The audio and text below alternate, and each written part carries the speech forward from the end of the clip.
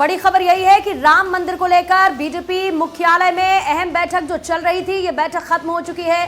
BJP के अध्यक्ष JP Nadda की अध्यक्षता में ये महत्वपूर्ण बैठक और प्राण प्रतिष्ठा कार्यक्रम को लेकर बीजेपी ने ये बैठक की है। किस तरीके से एक तरफ जहां पर देखिए बीजेपी अपने उस वायदे को पूरा करती हुई नजर आ रही है। प्रधानमंत्री नरेंद्र मोदी के नेतृत्व में सुप्रीम कोर्ट का ऑर्डर आया और उसके बाद भव्य रामलला का मंदिर लगभग बनकर अब तैयार हो चुका है। इसी बीच आज बहुत महत्वपूर्ण बैठक राम मंदिर को लेकर बीजेपी मुख्यालय में हो रही थी और इस मीटिंग को हेड जेपी नड्डा की तरफ से किया जा रहा था।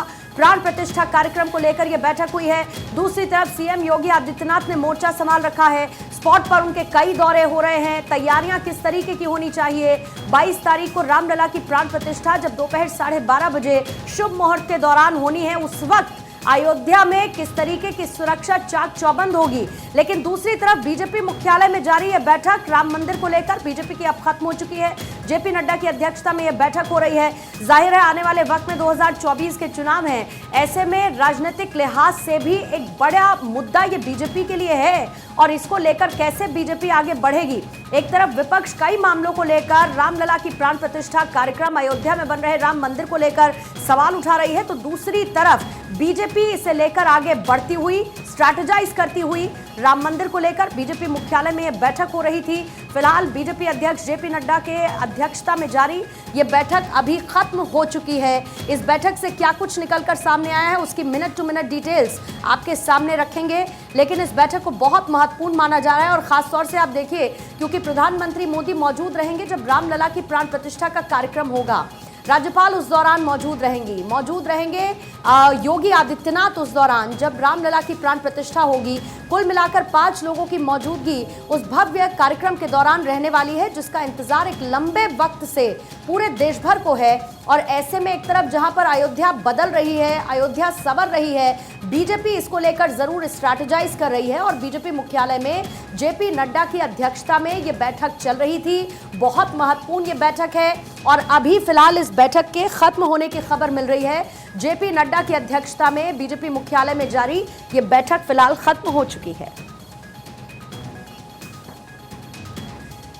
इस पर और ज्यादा जानकारी के लिए सीधा चलेंगे पॉलिटिकल एडिटर अदिति नागर शर्मा इस वक्त जुड़ चुके हैं। अदिति, ये हर कोई जानता है कि राम मंदिर का निर्माण न सिर्फ पूरे देश के लिए बल्कि बीजेपी के लिए कितना महत्वपूर्ण है। इस बैठक की मिनट टू मिनट डिटेल जरा बताइए कि इस बैठक में चर्चा किस बात पर हो।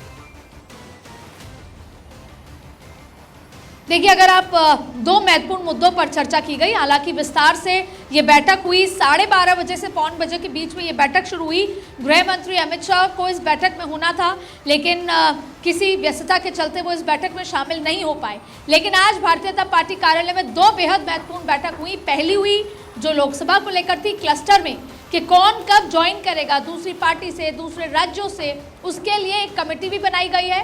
पहले वो उनसे मुलाकात करेंगे, विचारधारा की भी बात होगी, आगामी किस तरीके से सहयोग हो सकता है, फिर वो बातचीत होगी और उसके बाद ही पार्टी में शामिल होंगे। तो एक तो ये बैठक हुई, क्लस्टर में प्रवास को लेकर बैठक हुई। लेकिन जिस बैठक का आप जिक्र कर रही हैं, जो लोकसभा को लेकर है, वो 12:30 बजे बैठक हुई और अभी तक वो बैठक चल रही है लगभग, लेकिन अब समाप्ति की ओर आ चुकी है। लोग यहाँ से निकलना शुरू हो चुके हैं। अच्छा, सबसे महत्वपूर्ण बात आपको ये बताऊं मैं कि इस बैठक में 2 महत्वपूर्ण बातें हुई। आपको याद होगा प्रधानमंत्री नरेंद्र मोदी ने आह्वान किया कि 22 तारीख को दिवाली सबको मनानी है, दिवाली मनानी चाहिए क्योंकि रामलला अपने घर वापस लौट रहे हैं। तो यही तैयारी है कि कैसे संघ परिवार के कार्यकर्ता, भारतीय जनता पार्टी के कार्यकर्ता गांव-गांव में, जिलेवार नहीं, गांव-गांव में, घर-घर में कैसे दिवाली मनाएंगे। हर मंदिर में रामायण का पाठ होगा, किस तरीके से उत्सव मनाना है। तो ये तैयारी कैसे, पूरी प्लानिंग की गई कि कैसे इस आयोजन को भव्य बनाना है। ये सिर्फ अयोध्या में ही आयोजन नहीं है, ये पूरे देश में हो रहा है, पूरे देश के हर एक गांव में हो रहा है। और सबसे बड़ी बात है क्योंकि जाति के बियॉन्ड जाकर राम एक सबसे बड़ा एग्जाम्पल है, इसलिए किसी भी जाति के घर तमाम तरीके से सबको एक साथ लेकर कैसे दिवाली मनाई जाए। लेकिन एक और महत्वपूर्ण बात पर विस्तार से चर्चा की गई। भारतीय जनता पार्टी और संघ परिवार ने, उनके कार्यकर्ताओं ने राम मंदिर के निर्माण में कैसे योगदान किया, क्या क्या काम किए, रात भर जगे, क्या प्लानिंग हुई, तमाम जो कहानी किस्से हैं जो शायद किसी को नहीं पता लगेंगे, उसके लिए एक किताब लिखी जाएगी। एक बुकलेट रिलीज होगी। उस बुकलेट में बताया जाएगा कि भारतीय जनता पार्टी का एफर्ट क्या रहा, उनके कार्यकर्ताओं ने कैसे काम किया, संघ परिवार का क्या एफर्ट रहा, उनके कार्यकर्ताओं ने कैसे काम किया, और वो बुकलेट घर घर में बांटी जाएगी। ये भी एक बहुत बड़ी जिम्मेदारी होने जा रही है।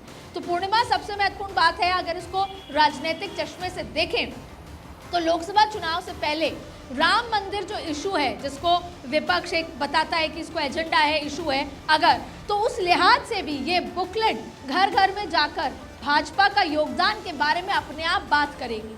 तो ये भी एक चुनाव प्रचार का बहुत बेहतर तरीका है। लेकिन अगर उसके इतर अभी 22 तारीख की तैयारियों पर बात करें तो दो महत्वपूर्ण चीज़ें हैं। पहला, घर घर दिवाली कैसे मने, गांव गांव में दिवाली कैसे हो, रामायण पाठ कैसे हो, कैसे हर गांव को सजा देना है, तमाम तरीके की बातें, और उसके साथ साथ ये बुकलेट जिसमें अदिति, दो बात और जरा महत्वपूर्ण, और क्या इस बैठक में उसको भी शामिल किया गया।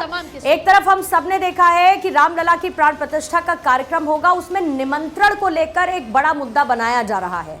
कहा यह जा रहा है कि जिनको निमंत्रण भेजा गया वो तय कर लेंगे कि उनको पहुंचना है या नहीं पहुंचना, जिनको नहीं पहुंचा है उन तक निमंत्रण क्यों नहीं पहुंचा, और बीजेपी कौन होती है निमंत्रण देने वाली, एक इसको लेकर लगातार सवाल उठ रहा है। दूसरा, आपने एक बुकलेट का जिक्र किया, खबर यह भी थी कि बीजेपी एक ऐसी बुकलेट जारी करेगी जिसमें यह बताएगी कि कांग्रेस की तरफ से किस तरीके से रोड़े अटकाए गए राम मंदिर के निर्माण को लेकर। क्या इसको लेकर भी बैठक में किसी तरीके की चर्चा की संभावना? नहीं, देखिए, आज अलग अलग राज्यों से अलग अलग प्रतिनिधित्व आए थे। अलग अलग जो जैसे कहते हैं शाखाएं हैं, या अलग अलग जो मदर जैसे संघ के भी अलग अलग शाखाओं के लोग आए थे, या फिर कह लें भारतीय जनता पार्टी के जो अलग अलग बेंचेस हैं उनके लोग आए थे। तो वहाँ पर एक कंस्ट्रक्टिव चर्चा हुई कि हमें किस तरीके से आगे बढ़ना है, कैसे इस राम मंदिर के आयोजन को, आगमन को, रामलला के इस घर वापसी को जिसे कहते हैं, या आयोजन को, या जो अनुष्ठान वहाँ पर हो रहा है उसको कैसे भव्य बनाना है, कितना भव्य इसको बनाया जा सकता है कि बड़ा मैसेज होने वाला है। तो केवल उस पर चर्चा हुई। और जहाँ तक ये बुकलेट का जिक्र है, ये बुकलेट भाजपा और संघ परिवार के द्वारा किए गए एफर्ट्स पर बुकलेट जारी की जाएगी। अब इसमें जाहिर तौर पे वो तमाम एफर्ट्स दिखेंगे कि भाजपा ने क्या किया, कांग्रेस ने क्या किया, अब क्या विपक्ष इसको भी मुद्दा बनाएगा, तमाम तरीके की चीज़ें हैं। लेकिन आज केवल इन दो मुद्दों पर चर्चा हुई, और ज़्यादा फोकस यही था कि किस तरीके से घर घर तक दिवाली मनानी है। आपने एक और सवाल पूछा कि कौन आएगा कौन नहीं आएगा, वो आज की बैठक में चर्चा नहीं हुई। भारतीय जनता पार्टी के सीनियर लोगों से जब हम बात करते हैं तो उनका यही मानना है कि उन्होंने निमंत्रण दे दिया है। आपको याद होगा कि प्रधानमंत्री मोदी ने इस बात का आह्वान किया है कि जिसको बुलाया जाए वही आए, क्योंकि इतने भव्य समागम में, समारोह में किसी भी तरह की भगदड़, किसी भी तरह का कोई सिक्योरिटी लैप्स या किसी भी तरह की कोई इशू ना हो, यही वजह है। चलिए, ठीक है अदिति, बहुत बहुत शुक्रिया।